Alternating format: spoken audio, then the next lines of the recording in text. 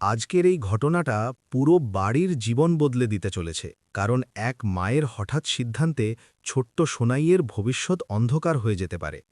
অন্নপর্ণার সেই অপ্রত্যাশিত এবং তীব্র কথাগুলো শোনার সঙ্গে সঙ্গেই ড্রয়িং রুমের পরিবেশ যেন আচমকা জমে যায়। মুহূর্তের মধ্যে চারদিকে এক ধরনের ভারী নীরবতা নেমে আসে। কেউ কিছু বলতে পারছে না, যেন হঠাৎ করেই অদৃশ্য কোনো ঝড় এসে সবার মনকে আঘাত করে গেছে।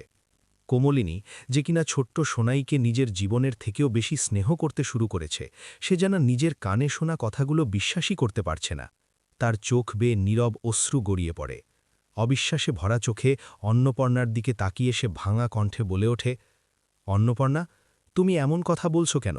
তুমি তো একদিন নিজেই কাঁদতে কাঁদতে আমাকে বলেছিলে যে তোমার মেয়েটা যেন অন্তত একটা নিরাপদ আর ভালো পরিবেশে বড় হয়। আমরা তো সেই কথাটাই ভেবে তোমার অনুমতি নিয়ে সব আইনি কাগজপত্র তৈরি করছিলাম, যাতে ভবিষ্যতে সোনাইকে কোনো সামাজিক বা আইনি সমস্যায় পড়তে না হয়। তাহলে আজ হঠাৎ এমন সিদ্ধান্ত কেন? কোমলিনীর কষ্টভরা কথাগুলো শুনে নতুনও সামনে এগিয়ে আসে। তার মুখে বিস্ময় আর চাপা বিরক্তি। শান্ত কিন্তু দৃঢ় গলায় সে বলে, অন্নপর্ণা, কোমলিনী একদম ভুল বলছে না।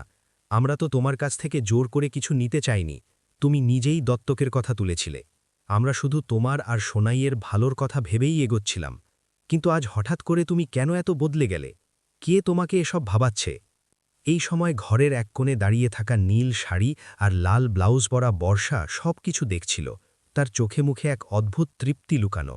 ঠোঁটের কোণে সামান্য কুটিল হাসি ফুটে ওঠে, কিন্তু সে দ্রুত নিজেকে সামলে নিয়ে সহানুভূতির ভান করে বলে, নতুন, তোমরা হয়তো বুঝতে পারছ না, একজন মায়ের জন্য নিজের সন্তানকে অন্যের হাতে তুলে দেওয়া কত কঠিন ব্যাপার। আইনের কাগজে সব লেখা থাকলেও মায়ের বুকের ভেতরের টান কি এত সহজে মুছে যায়? নিজের পেটের সন্তানকে কেউ কি সহজে ছেড়ে দিতে পারে? বর্ষার কথাগুলো অন্নপর্ণার মনে আরও দোলা দেয়। সে চোখ মুছে শক্ত গলায় বলে, দাদাবাবু, দিদিমণি, আমি গরিব মানুষ ঠিকই, কিন্তু আমার মেয়েকে আমি কারো কাছে সারা জীবনের জন্য দিয়ে দিতে পারবো না। ও আমারই থাকবে।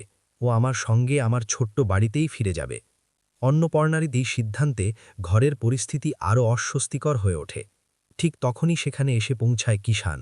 তার গম্ভীর চেহারা আর কালো শার্ট যেন মুহূর্তেই সবার দৃষ্টি কেড়ে নেয়। চারদিকে তাকিয়ে সে অবাক হয়ে বলে, কি হচ্ছে এখানে? এত কান্নাকাটি আর হইচই কেন? হঠাৎ কি এমন হলো? কিষানের পেছনেই লাল শাড়ি পরা মিঠি ধীরে ধীরে এগিয়ে আসে। তার চোখে বিস্ময় আর কৌতূহল। সে নরম গলায় জিজ্ঞেস করে, অন্নপর্ণা মাসি, তুমি এত কাঁদছ কেন? আর আমাদের সোনাই এমন ভয় পেয়ে দাঁড়িয়ে আছে কেন?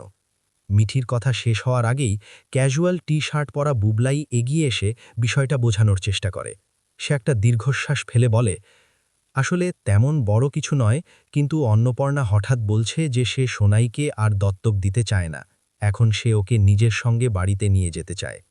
এই কথা শুনে কিষানের মা, যিনি নীল শাড়ি পরে দাঁড়িয়েছিলেন, তিনি একটু এগিয়ে এসে অন্নপর্ণার পক্ষ নিয়ে বলেন, সেটাই তো স্বাভাবিক। নিজের পেটের সন্তানকে কি এত সহজে কেউ অন্যের হাতে তুলে দেয়? গরিব বলে কি তার অধিকার কমে যায় নাকি? সব কিছু কি টাকায় মাপা যায়?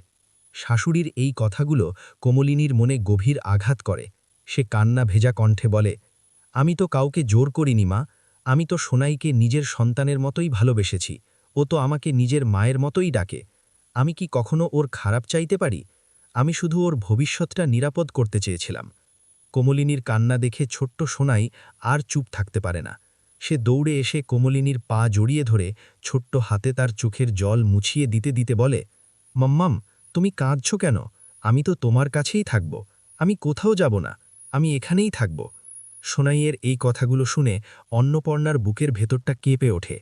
কিন্তু ঠিক তখনই বর্ষার বলা ভয়ের কথাগুলো আবার তার মনে ফিরে আসে, যে ধনীদের বাড়িতে গেলে মেয়ে একদিন তাকে ভুলে যাবে। এই ভাবনায় সে অস্থির হয়ে ওঠে। হঠাৎ করেই সে সোনাইয়ের হাত শক্ত করে ধরে বলে, চল সোনাই, আমরা এখনই বাড়ি যাব। আমাদের এখানে থাকার দরকার নেই।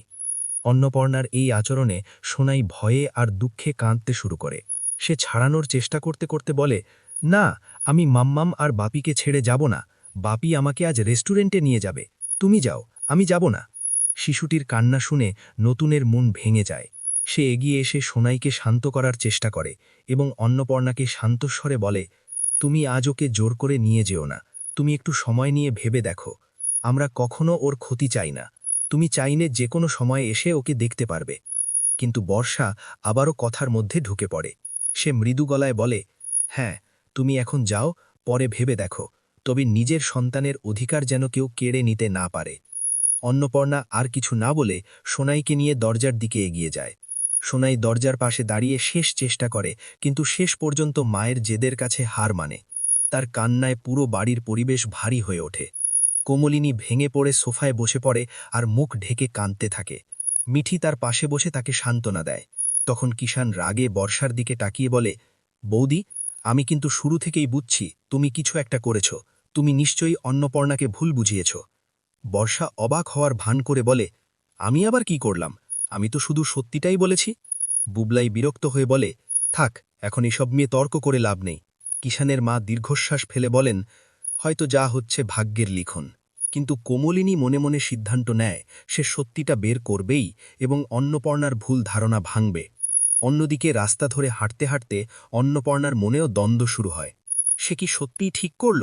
সোনাই কাঁদতে কাঁদতে বলছে সে আবার ফিরে যেতে চায়। রাস্তার ধারে দাঁড়িয়ে অন্নপর্ণা মেয়েকে জড়িয়ে ধরে কাঁদতে থাকে। তার মনে প্রশ্ন জাগে, মাতৃত্ব আর সন্তানের ভবিষ্যতের মধ্যে কোনটা বেছে নেবে সে। বুঝতে পারে না সামনে কি অপেক্ষা করছে। শুধু মনে হয় এই সিদ্ধান্তই হয়তো তাদের জীবনের সব কিছু বদলে দিতে পারে।